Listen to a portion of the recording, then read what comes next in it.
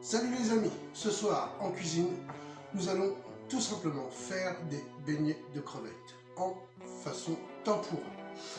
Donc, je n'ai plus d'excuses car, bien sûr, cette recette, la pâte à tempura, on l'a déjà faite ensemble.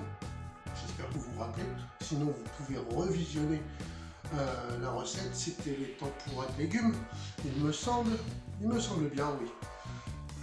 Donc ça vous fera une petite révision, mais de toute façon, bien sûr, forcément, je suis trop bon, je vais vous redonner la recette de la pâte. Donc c'est parti, on y va. Allez, tout d'abord, je vous conseille de partir avec des crevettes crues quand vous faites ce genre de recette. Parce que si vous achetez des crevettes déjà cuites, surgelées ou quoi que ce soit, le problème c'est qu'elles vont surchauffer. Elles vont avoir une deuxième cuisson. Donc elles vont perdre complètement. La deuxième chose, c'est que les parures de crevettes vont nous resservir. Oui, vous allez voir, on ne jette rien en cuisine et je vais vous faire, dans une autre vidéo, je vais vous faire voir comment transformer des parures de nos crevettes en un mets délicieux. Voilà, tout simplement. Nous avons nos crevettes. Donc, hop, on arrache la tête. On arrache la queue. Hop. Alors moi, je procède comme ça. J'essaie de garder le maximum quand même. Alors, généralement, quand je fais des tempuras, j'essaie de garder la queue en fait. Et après, je viens gratter comme ça. C'est comme ça, ça permet d'attraper, vous savez, la crevette par la queue. Mais là, comme j'ai besoin des parures pour l'autre recette que vous verrez dans une autre vidéo, je préfère faire comme ça. Voilà, on a une crevette parfaitement déshabillée, on va dire, n'est-ce pas? Donc hop, on y va. Quand on ne veut pas se débarrasser de la queue justement, hop, voilà ce que ça donne. Là, comme je vous dis, moi spécialement ce soir, je vais me débarrasser de la queue. Pourquoi? Je vous l'ai dit déjà, pour faire mon autre recette. Je vous refais voir une bonne fois sur la dernière. Donc, comme je vous disais, vous prenez la tête, vous pincez et vous tirez en même temps, afin que la pulpe de la tête, hop, reste dedans. Ensuite, vous venez légèrement en dessous, et vous grattez légèrement les pattes. Vous tournez la crevette en attrapant la peau, voilà, et vous tirez, voilà. Donc, ensuite, hop, vous tournez, vous tirez, vous tournez, vous tirez, les deux petites queues là, vous pincez sur le petit bout là, hop, pointu, vous pincez légèrement, et là, hop, on vient retirer. Et voilà, là devant vous, parfaitement épluché, parfaitement, hop, voilà, non, là, hop. Alors pour le coup, ça va au frigo, et ça, on va le mariner. J'ai besoin d'épices, vous prenez les épices que vous voulez. Moi ce soir, je l'ai fait au colombo, j'ai envie de... Ça sent trop bon le colombo, c'est meilleur avec le poulet, on est d'accord, mais pour commencer, un petit peu de soja. Voilà. Du citron. Alors moi je le prends en pipette, mais vous pouvez prendre du citron pressé maison. Hein. Ensuite, voilà, c'est bien. Hop. Petite touche, donc vous avez vu 3 traits. Ça équivaut à un bon jus de citron, quoi. Ensuite, des épices colombo. Mettez ce que vous voulez, ce que vous avez. Hop. Alors suffisamment pour que ça prenne le goût. Voilà. Ensuite, je vais mettre une cuillère d'harissa maison. Alors, je vous ferai la recette de l'harissa quand j'aurai de nouveau des piments. Voilà. Donc, c'est de l'harissa maison. Alors, elle est pas mal. Mais il y a beaucoup d'ail dedans. Voilà. Donc c'est pour ça que ça prête bien justement un peu de poivre. Voilà. Et maintenant, on mélange.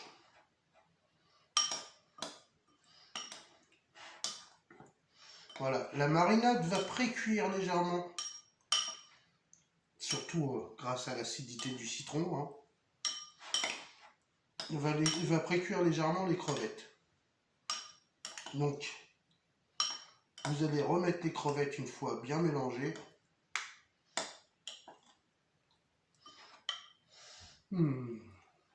Ça sent merveilleusement.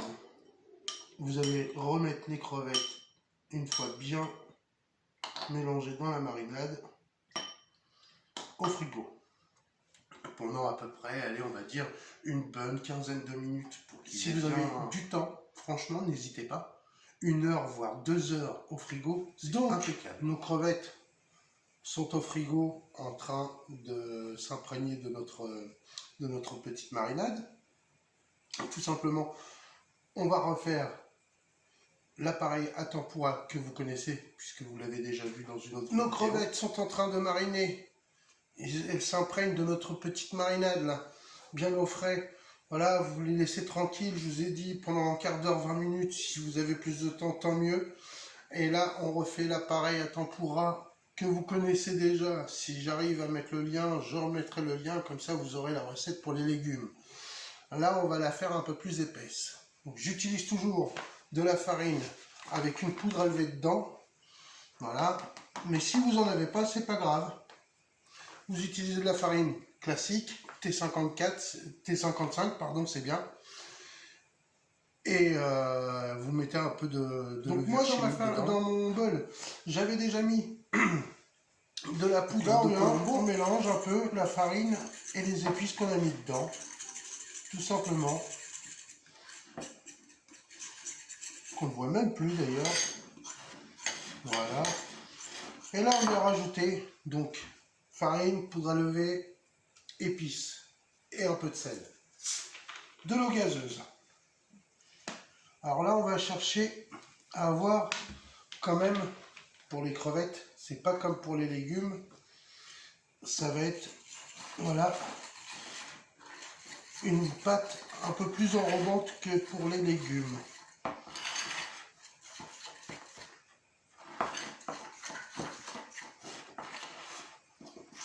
Vraiment, allez-y, petit à petit. Voilà. Bon, là, bien sûr, elle est trop compacte.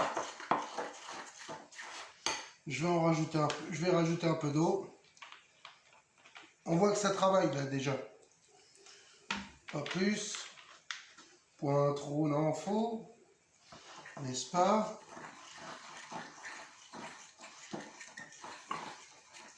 Donc, voilà. Si vous regardez l'autre vidéo, vous allez voir qu'elle est beaucoup plus liquide. Là, elle l'est beaucoup moins. Hein. Là, c'est vraiment une belle pâte, on va dire, à baigner. C'est à peu près la consistance d'une pâte à baigner. Voilà. Donc pour les quantités, hein, moi j'ai fait pour une quinzaine de crevettes. Là, j'en ai assez. On va dire, on a fait, allez, on va dire 60 grammes de farine pour 10 centilitres, 15 centilitres d'eau. Hein. Donc, vous multiplierez, parce que moi, les maths, ça n'a jamais été mon fort. Comme Nelson. Nelson, mon fort! Elle était trop celle-là. Pardon, excusez-moi. Je me suis un peu envolé là. On cherche à avoir quelque chose de lisse quand même, pour pas qu'il y ait de grumeaux. Et c'est fait. Donc, je vous disais, ça y est, les crevettes ont bien mariné. Vous avez vu, elles ont changé d'aspect, elles ont changé de couleur. Elles ont, voilà, je vous fais voir. Ça veut dire qu'elles ont déjà commencé à mariner et donc à pré-cuire, tout simplement. On va tremper les petites crevettes dans notre préparation au tempura. Voilà, on n'hésite pas. On a fait chauffer un fond d'huile, enfin un fond d'huile, une bonne quantité quand même. Voilà. Et on y va. Alors là, si ça frémit pas, la première c'est toujours un essai. Si ça fait pas pshhh, c'est que votre huile n'est pas encore assez chaude. Donc ça y est, notre tuile commence à chauffer un peu plus là. D'ailleurs, je vais rajouter un peu de chaleur. Je vais augmenter mon feu. J'ai au préalable, voilà, j'ai préparé ça. Une assiette pour réceptionner la friture avec un papier absorbant dedans. On ne dit pas parce que c'est une marque. C'est du papier absorbant. Point final. Je vais retourner là, pour voir ce que ça dit. Voilà, là ça commence à être bien, donc je peux envoyer. Donc laissez bien tremper. Hein. Vous avez vu, je laisse bien tremper, je retourne. Voilà. Mais pas trop longtemps non plus pour pas que la marinade s'enfuit de la crevette. Là on y va gaiement. Quand votre huile chante comme ça, c'est que voilà, c'est qu'elle a la bonne température. Moi je vais la baisser un petit peu parce que pour éviter les éclats, boussure.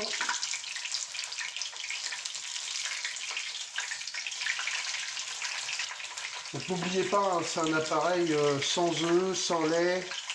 Donc forcément, c'est un appareil qui est nettement moins lourd à digérer.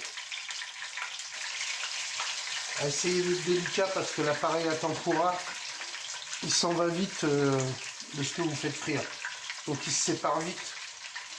Donc essayez vraiment d'y aller avec délicatesse. Et si vous ne connaissez pas délicatesse, bah allez-y avec quelqu'un d'autre. Qu'est-ce que vous voulez que je vous dise, moi? J'étais en train de regarder pour voir si ça filmait vraiment, parce que vu les conneries que je sors, je crois qu'on pourrait en faire vraiment...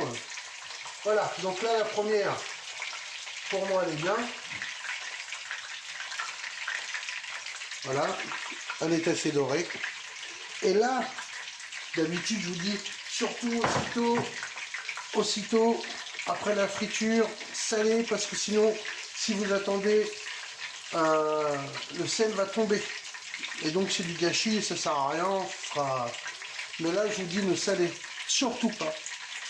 Parce que notre appareil est salé, notre marinade est salée, et par définition, une crevette doit être salée aussi. Donc voilà, pour ne pas avoir quelque chose de trop salé et vraiment désagréable en bouche, je vous déconseille de sursaler après.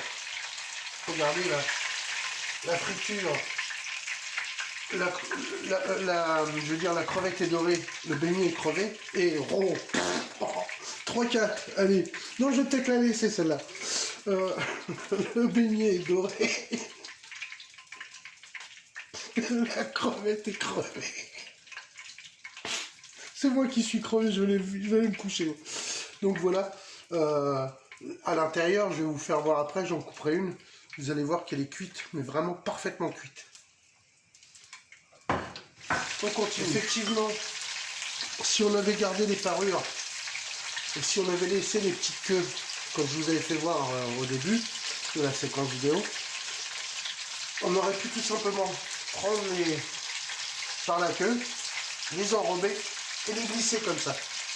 C'est généralement comme ça que ça se fait. Mais comme on a récupéré les parures pour faire autre chose avec, dans la prochaine vidéo, donc on ne pouvait pas faire autrement. Alors vous voyez, quand il me reste de la marinade et de la pâte, moi je fais ça. Je mélange et je vais vous faire voir ce que je fais. Je vais faire une petite galette pour ne rien gâcher du tout. Voilà. Ce serait quand même dommage. Tout simplement, voilà, former une petite galette.